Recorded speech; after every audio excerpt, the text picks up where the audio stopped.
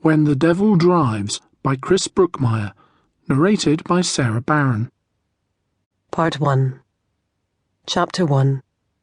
This Filthy Witness. I took her life.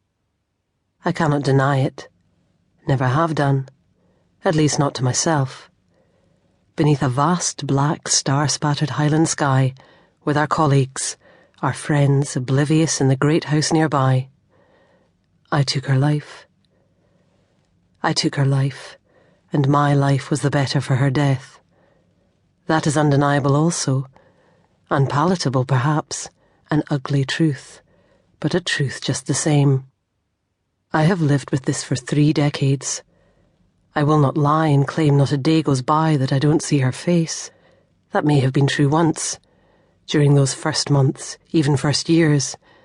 But in time, the intervals between my recollections became greater, the fear incrementally diminished, the guilt more dilute. I can still see her now, though, as vividly as on that night. I can still picture her face vibrantly alive, filled with colour and expression, and I can picture it blank and empty and drained, like a reflection of the full moon above. My memory of her is not faded, only stored away like the scene paintings from a struck set.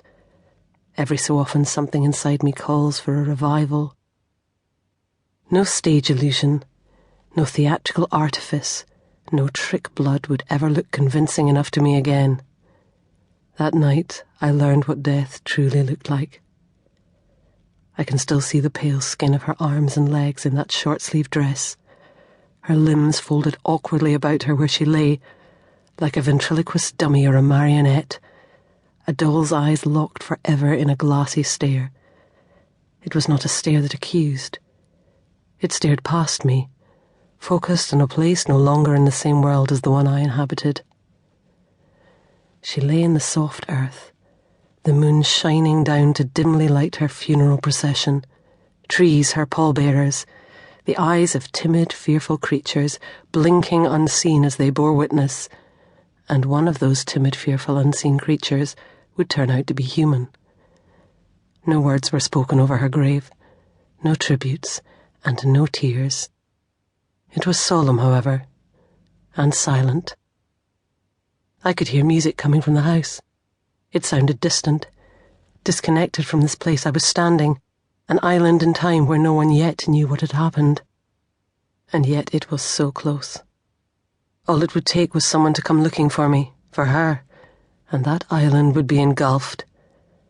I had the chance to maintain that disconnection, but as it carried on the night air, the music reminded me that I had to act fast and remain resolute.